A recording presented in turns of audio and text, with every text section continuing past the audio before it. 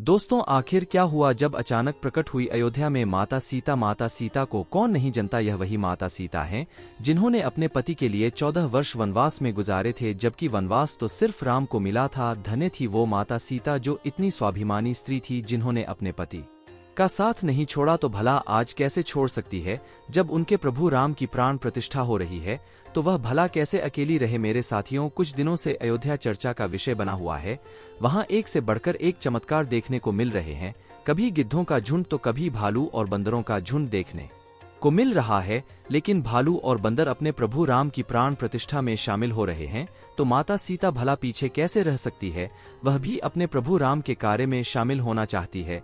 दोस्तों, माता सीता ने लोगों के कहने पर अपने प्रभु राम को छोड़ दिया था और वह धरती माता की गोद में समा गई थी, लेकिन जैसे ही उनको पता चला कि प्रभु अयोध्या आ रहे हैं तो वह भी दौड़ती हुई चली आई अपने प्रभु से मिलने। अब दोस्तों, आपके दिमाग में एक बात जरूर आ रही होगी कि प्राण प्रतिष्ठा क्या होती है, तो मैं आपको बता दूं कि प्राण प्रतिष्ठा का मतलब होता है मंत्रों द्वारा शरीर को जीवित अवस्था में लाना। तो दोस्तों, अब बात करते हैं चिरंजीव भी के बारे में, जिनमें सबसे पहला नाम आता है हनुमान जी का और दूसरा नाम आता है विभीषण का। ये दोनों लोग अजर अमर थे। विभीषण प्रभु राम के बहुत बड़े भक्त थे, इसलिए जब हर कोई प्रभु राम से मिलने अयोध्या पहुंच रहा है तो भला पीछे क्यों रह जाते। यह घटना उद्यान नगरी की है, जो हाल फिलहाल ही हुई है। पिछले कुछ दिनों से हम सभी यह सुनते आ रहे हैं कि जब से राम मंदिर उद्घाटन का कार्य जितना समीप आ रहा है, वैसे वैसे ही बड़ी बड़ी घटनाएं भी सामने आ रही है, जिसमें सर्वप्रथम गिद्धों के झुंड की घटना सामने आई थी, उसके बाद वानरों की और उसके बाद भालू के झुंड की घटना हमारे सामने आई थी। लेकिन अब जो घटना सामने आई है वह बहुत ही अविश्वसनीय है, क्योंकि 8 चिरंजीव भी में से एक चिरंजीव भी रावण के सगे भाई विभीषण जी भी है एंड अयोध्या में प्रकट हो चुके हैं। इसके बाद लोगों के मन में शंकाएं पैदा हो रही है कि यह क्या हो रहा है और आखिर यह कैसे हुआ। यह विचार सभी के मन में आ रहे हैं। तो आपको बता दें कि विभीषण जी को प्रभु श्री राम ने ही समय के अंत तक जीवित रहने का वरदान दिया था। दोस्तों, रावण के भाई विभीषण बहुत बड़े राम भक्त थे, जिस प्रकार से हनुमान जी, जामवंत जी, लक्ष्मण जी और अन्य बहुत से लोग थे जो राम जी के बहुत बड़े भक्त थे।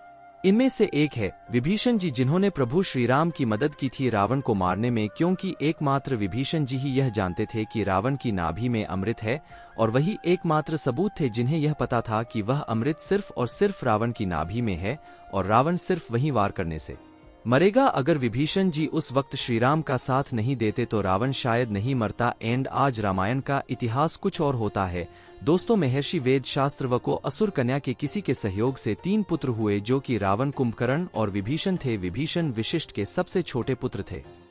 विभीषण बचपन से ही धर्मपरायण और भगवान का भक्त थे। विभीषण की पत्नी का नाम शर्मा और उसकी बेटी का नाम त्रिजटा था। एक बार तीनों भाइयों ने बहुत दिनों तक कठोर तपस्या करके ब्रह्मा जी को प्रसन्न कर लिया। ब्रह्मा जी ने प्रकट होकर तीनों से वर मांगने के लिए कहा। रावण ने अपने महत्वाकांक्षी स्वभाव के अनुसार ब्रह्मा जी से लोगों के विजयी होने का वरदान मांगा। कुंभकर्ण ने इंद्रासन की जगह गलती से निंद्रा स्थान मांग लिया, इसलिए वह वर्ष में बस एक दिन के लिए ही रहा था। अंत में विभीषण ने उनसे भगवान की अनंत भक्ति की याचना की। तपस्या से लौटने के बाद रावण ने अपने ले भाई कुबेर से सोने की लंका को छीनकर उसे अपनी राजधानी बनाया और ब्रह्मा के वरदान के प्रभाव से त्रिलोक विजय बना। विभीषण भी रावण के साथ लंका में रहने लगे और रावण ने जब सीता जी का हरण किया तब विभीषण पराई स्त्री के हरण को महापाप बताते हुए सीता जी को श्री राम को लौटा देने की सलाह देकर हमेशा धर्म की शिक्षा देते थे, लेकिन रावण उनकी एक नहीं सुनता था। अंत में रावण ने उसे लंका से निकाल दिया। दोस्तों, जब हनुमान जी सीता की खोज करते हुए लंका में आए थे तो उन्होंने श्रीराम नाम से अंकित विभीषण का घर देखा। घर के चारों को तुलसी के वृक्ष लगे हुए थे। सूर्योदय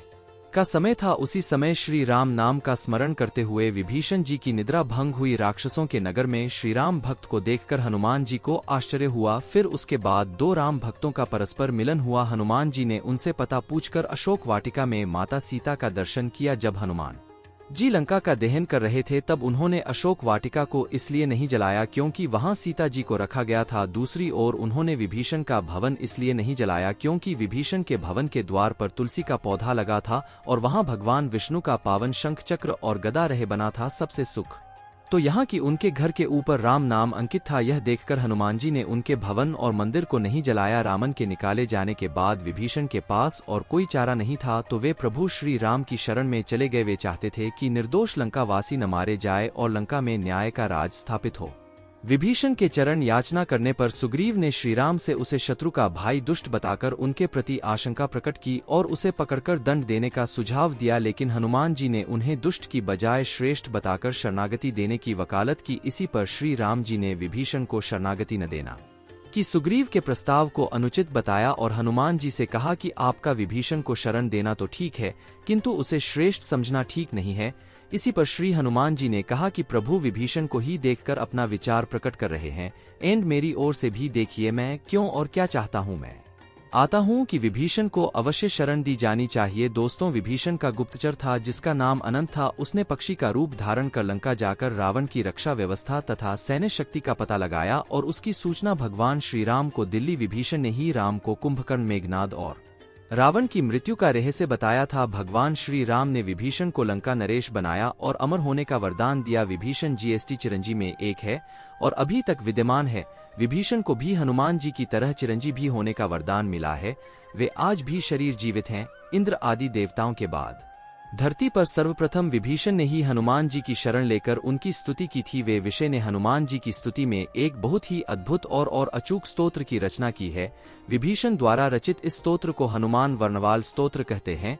हनुमान जी ने सबसे पहले सुग्रीव को वाली से बचाया और सुग्रीव को श्री राम से मिलाया। फिर उन्होंने विभीषण रावण से बचाया और उनको राम से मिलाया। हनुमान जी की कृपा से ही दोनों को ही भयमुक्त जीवन और राजपाट मिला। इसी तरह हनुमान जी ने अपने जीवन में कई राक्षसों और साधु संतों को भयमुक्त और जीवन मुक्त किया है।